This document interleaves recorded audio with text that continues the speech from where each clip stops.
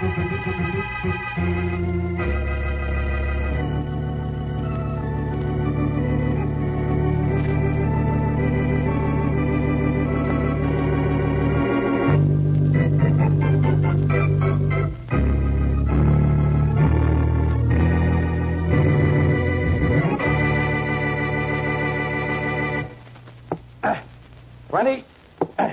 $30, and a bullseye of 100.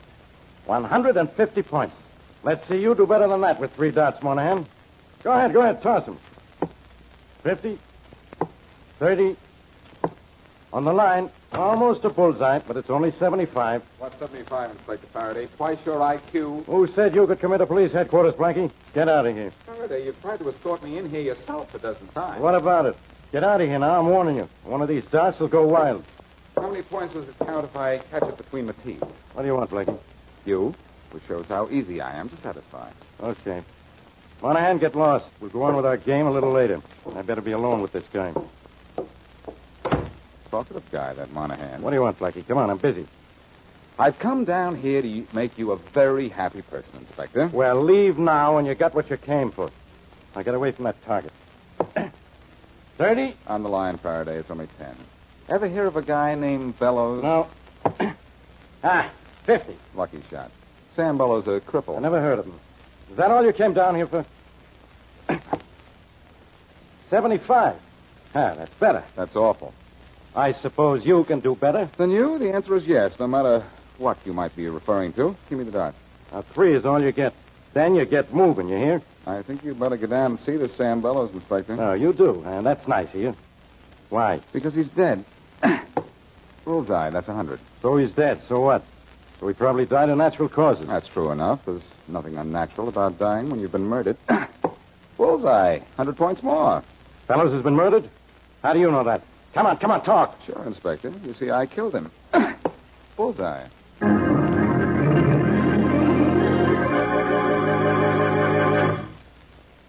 Now back to Richard Calmer's Boston Blackie. Enemy to those who make him an enemy, friend to those who have no friend.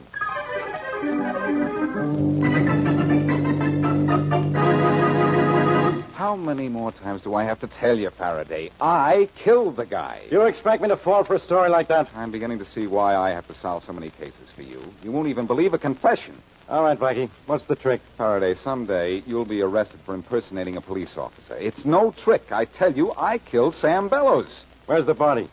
Now you're getting smart, Inspector. In an old brownstone house at the corner of West Boulevard and 110th Street. All right. I'll go have a look. You mean we'll go have a look? I'll go have a look. You'll go get lost. You're wanting to go with me is some kind of a gag, and I'm not falling for it. My, how times have changed. You're usually trying to catch me for doing something I didn't do. This time I confess to a murder, and you want to get rid of me. If you don't get out of here, Blackie, I'll arrest you for... I'll think of something. After you found Sam Bellows' body, Inspector, maybe a reason to arrest me will occur to you.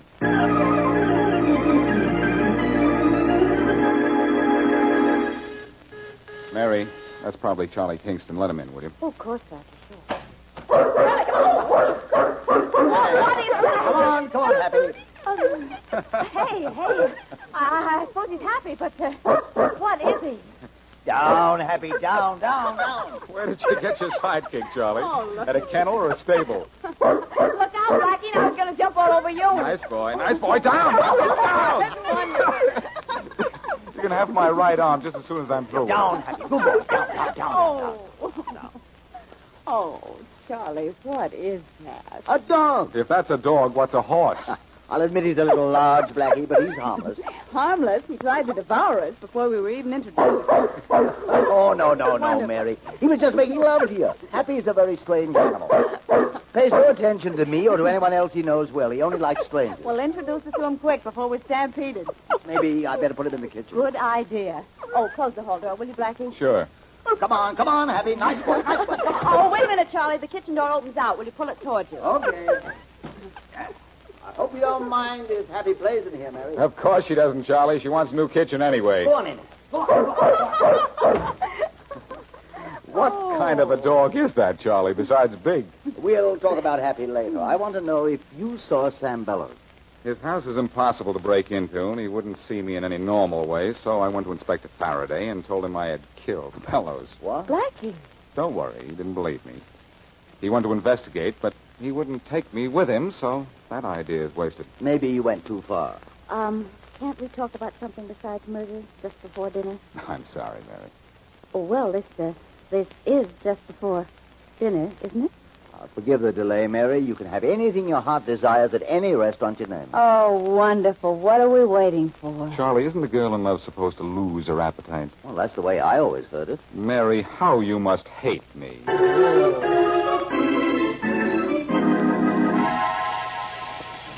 Come on, Rollins. Haven't you got through that door yet? Come on, what's holding you up? This is just an acetylene torch, Inspector Faraday, not a 20-millimeter tank gun. And this is a steel door. Now I know why Blackie gave me that cock and bull story about killing this guy, Bellows. Why? There's probably no such guy as Bellows. We rang every bell we could find, and nobody answered. And why did Blackie say he killed him? There's something in this house Blackie wants, and he figured he could steal it right under my nose once he got inside. What made him think you'd get him in? He knows I chipped my way barehanded through a brick wall to pin something on him. Maybe nobody answers the door on account of everybody inside is dead. Maybe Blackie wasn't lying. All right, that'll be enough out of you, Rollins. Get busy with that blowtorch. I want to... There she is, Inspector. Now we can walk in. Door hasn't been opened for a while. Well, somebody lives here, all right. There's a light at the end of the hall. Spooky, John. You've been to too many movies. Hey, look, there's somebody. Hey, you! Didn't hear you. Hey, you! Guy's either deaf or dead. I told you saw too many movies. Hey, you! Just keep walking down the hall. Well, he's not dead anyhow. Maybe he's a zombie. You've been to the movies once or twice yourself, Inspector. Come on, let's go after him. Hey, you! What's the matter? Can't you hear? Hey, wait a minute, you. Grab him, Rollins. I got him. What are you looking so startled for? We called you. Hey, Inspector, I was right. Guy's dead. Yes, you're right. Hey, you. Can't you talk? Look, like this. I move my mouth. Talk. Deaf and dumb, Inspector. I got it. Give me a pad and pencil. Sure. I'll write notes to this guy, and he can write back to me. Here. What if he can't write? Then I'll make him your boss. Get lost, will you, Rollins? Have a look around and see what's in the rest of the house. Sure. All right. You and I are going to have a little spelling bee. Can you write? No, never mind. I'll just write out a question and see if you can write the answer. Does Sam Bellows live here? Now take a look at this. Well, I hope a nod means yes. You'll have to write this answer, though. Who are you? Here, now you write. I am the maintenance man, but I know nothing. You want to see Frank Lewis, Mr. Bellows' financial advisor, or Larry Addington, his nephew. Okay, I can remember that. Don't look so pained. I'll pick the paper up off the floor before I leave. Hey, Inspector Faraday. What's the matter, Rollins? Come here, quick. Okay. Now, don't leave here, you. As if you could hear me. What's up, Rollins? There's something that ought to be sort of interesting, Inspector. Well, Blackie's confession was the truth, huh? Sam Bellows sitting in his big red wheelchair with a knife in his chest. Sort of dead, too. Sure is. And I've got Blackie sort of dead, too. Right.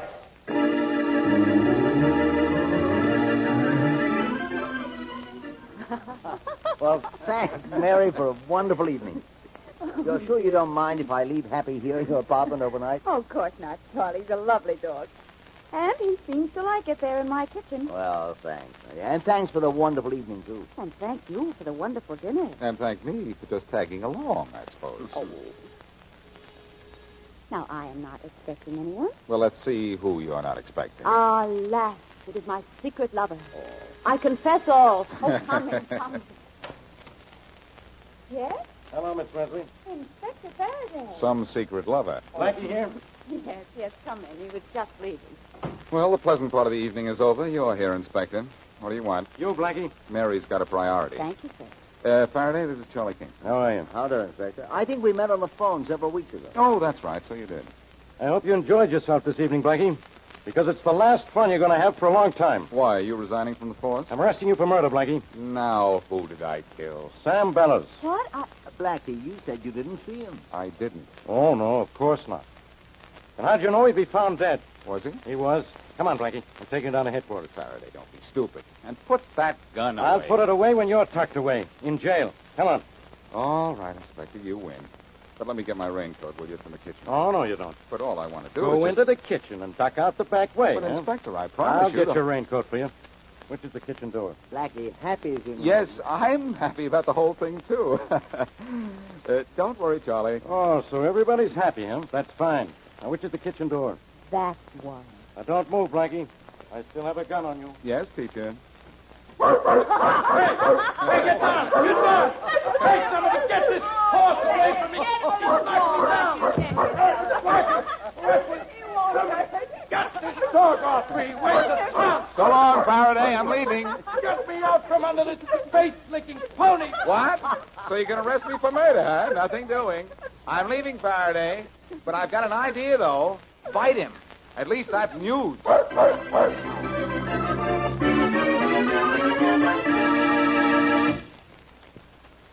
And now back to Boston Blackie.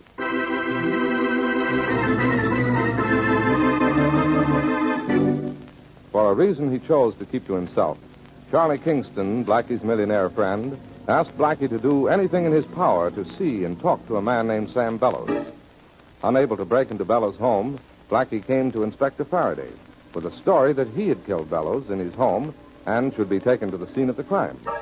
But Faraday suspected Blackie's confession was a trick and went to Bellows' home alone. There he found Bellows, murdered. Faraday then tried to arrest Blackie for murder, but Blackie, as usual, escaped. It is early the next morning. As we return to our story, Blackie and Charlie Kingston, dressed as policemen, are climbing the steps of Sam Bellows' house.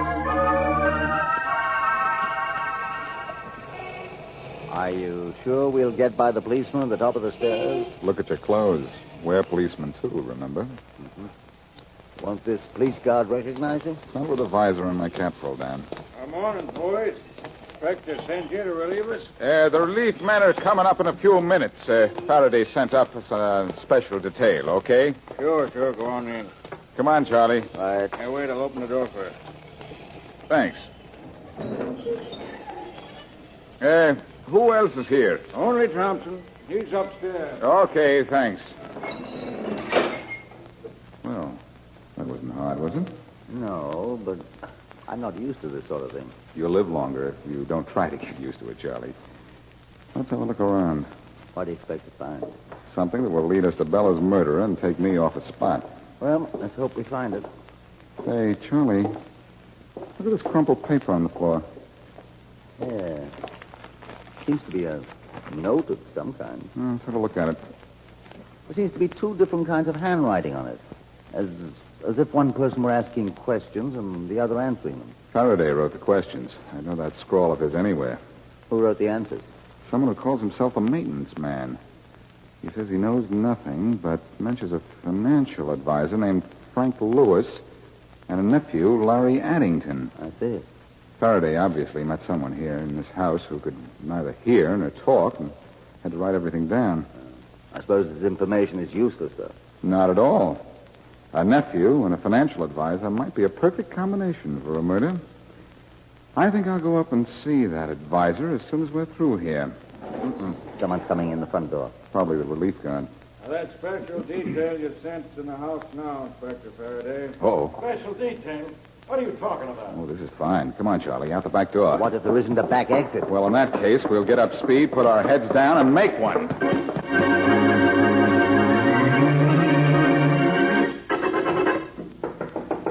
Yes? Frank Lewis? Yes. I'm Special Police Investigator John Jones. You were Sam Bellows' financial advisor, weren't you? Yes, I've had one visit from the police this morning, Inspector Faraday. I told him everything I could. Faraday sent me back to ask a few more questions, if you don't mind. Well, I mind because I'm busy, but I suppose there's nothing I can do. What else do you want to know? More about the will. I told Inspector Faraday everything I know. The night before last, Bellows changed his will. Formerly, the entire estate was to be left to Larry Addington, his nephew, with the exception of $5,000 to Ben Atkins, the deaf and dumb handyman in Bellows' home. Who did the new will benefit? Atkins again for $5,000, but instead of the remainder of the estate, about $100,000 being left to the nephew, Bellows chose to leave it to some charity, a dog and cat hospital. Any reason for doing this? Just so his nephew wouldn't get it. Cigarette? No, thanks. Don't mind if I smoke. Of course not. You say the will was changed the night before last, and Larry Addington, the nephew, was cut out. Did Addington know this? I don't see how it was possible. Bellows and his nephew seldom spoke to each other. Then it's possible, isn't it, that Addington killed his uncle thinking he'd get his money? Possibly. He's in constant trouble living above his means. He needs money. Say, you smoke more of a cigarette than I thought. Why do you say that? These cigarettes in this ashtray here. I doubt if they've been puffed more than 2 or 3 times. Oh, they were left there by a client of mine who was here just a few minutes ago. Nervous, huh? Very. Look what he does to paper matches. Takes the ends and rips them up the middle. Is there anything else I can tell you about the Sam Bellows matter? Yes. Where can I get in touch with Larry Addington? Larry lives at the Baker house. Thanks. You think Larry might have killed his uncle, believing he was still mentioned in the will? Yes, I do. And I have an idea that you're a little leery of Larry yourself. You'll have to stand still, Mr. Addington. Well, hurry up, will you, Martin? I'm trying to hurry, Mr. Addington, but I can't take the coat. You don't stand still. I don't like to stand still. Oh, we're going to be interrupted again. Come in. Tom, I told you not to... Larry Addington in here? I'm Larry Addington. Good. I'd like to talk to you. Some other time. I'm busy having a fitting. Did my man let you come in here? Please, Mr. Addington, stand still. Where do you intend going in that tweet, Addington? To a racetrack? Your opinion is uncalled for, and so is your presence. Here, Mr. Addington, how do you like the way the coat hangs now? Well, I guess it's all right. Why all the new clothes, Addington? Anything wrong with a few new suits? Since my uncle was killed, I'm rich. Are you? Yes. I want to look the part of a man who's just come into a fortune. Well, look the part if you want to, Addington, but you haven't come into a dime. Wait till you read the paper. Wait till you read the will. My uncle left his money to me. Mr. Martin. Yes? Don't just stand there. Don't have all day. Oh, I was interested in this man's remark about your uncle's will. What remark? Forgive me, but he said... I said Addington here was completely cut out of his uncle's will. What? That's not true. I saw my uncle's will last week. Well, you should have seen it last night or the night before last, just before he was killed. He changed it? He made a slight amendment, Addington. He cut me off? Without a cent. How do you know? I just talked with Frank Lewis. He was your uncle's financial advisor. Why would he tell you anything? I have what you might call a slight interest in your uncle's murder. You aren't suggesting that If someone had suggested to you that your uncle was going to change his will, you might have killed him before he had had a chance to change it. I didn't know his will was going to be changed. That'll be hard to prove. Well, just try to prove I killed him. You know something, pal? That's exactly what I'm going to do.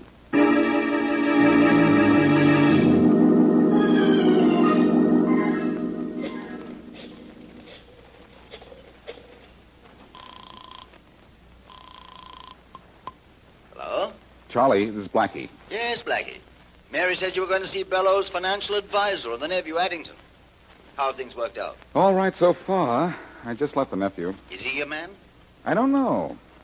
He thought he was going to get his uncle's money, so he might have killed him. The person we've overlooked is the deaf and dumb handyman Faraday found in the Bellows house when he discovered the body. How could he be involved? He was left $5,000 in every will Bellows wrote. He might have discovered that Bellows had cut the nephew off and killed his employer, thinking maybe suspicion would be all on the angry nephew. Well, I suppose a man of his means would kill for $5,000, wouldn't he? Charlie, there have been murders for 5 cents. I think I'm going to get some more dope on that handyman. Blackie, you can get back into Bellows' house. Faraday will have his policemen checking everyone who comes within a block of the place. I know it. I've been ducking Faraday so much today, I'm getting stoop-shouldered. Is Mary there? No. she isn't. I thought I could send her into Bellows' house as say a newspaper reporter. She could get by Faraday's men with dark glasses and a new hairdo. I know where you can reach her. She just left here to take Happy down to the Mayfair Dog Hospital for a general checkup. Oh, thanks, Charlie. I'll go down there and meet her. Maybe I even belong with the dogs after the way Faraday's been hounding me.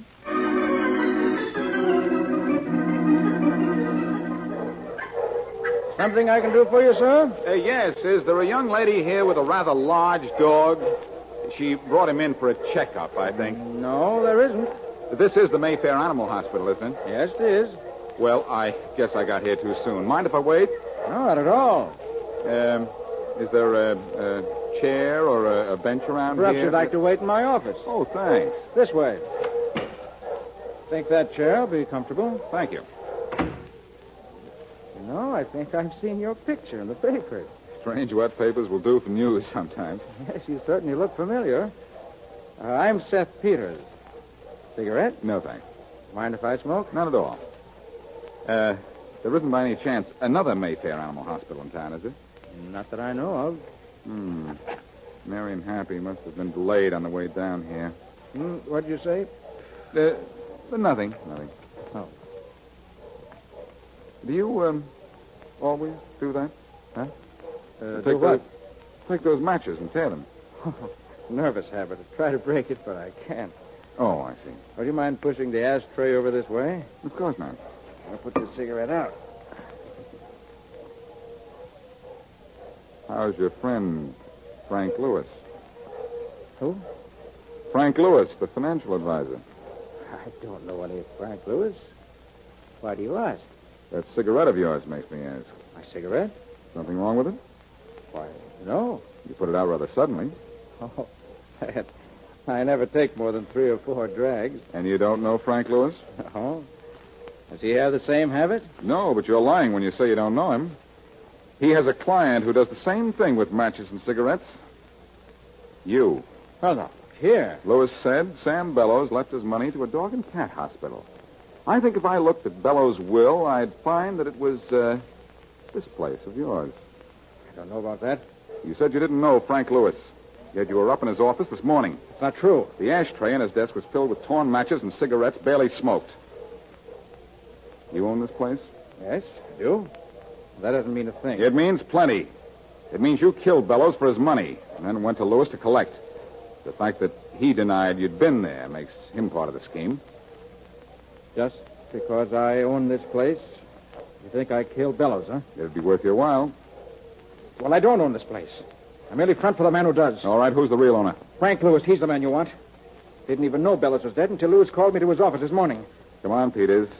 You're going down to police headquarters. But I tell you, I didn't kill anyone. Lewis did. He forced Bellows to change his will night before last, then killed him.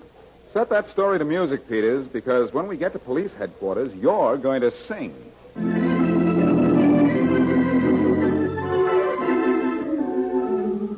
Well, I guess that's about all there is to tell, Mary. When Peters got through talking, Faraday had Lewis in jail. That clears up everything, Blackie, except why you wanted to get in to see Bellows in the first place. Because Charlie here asked me to. I didn't know it was going to get you into such trouble, Blackie. Oh, I don't mind trouble, Charlie. But I do like to know why I'm getting into it. You never did tell me why you wanted me to see Bellows. Well, Bellows was an engineer in one of my plants a few years ago. He disappeared with some important blueprints. For business reasons, I had to find Bellows and recover the prints quietly. I thought it would be best to come to you. Well, we certainly had a quiet time of it, didn't we? Hey, let's not forget that Charlie's dog helped solve this case. Yes, I suppose Happy did have a share in this, didn't he? Sure. I think Inspector Faraday should give Happy a medal. Or make him a member of the force. Oh, Blackie, don't be silly. How could Happy be a police dog? He doesn't even begin to look like one. Secret Service. Ooh, yikes.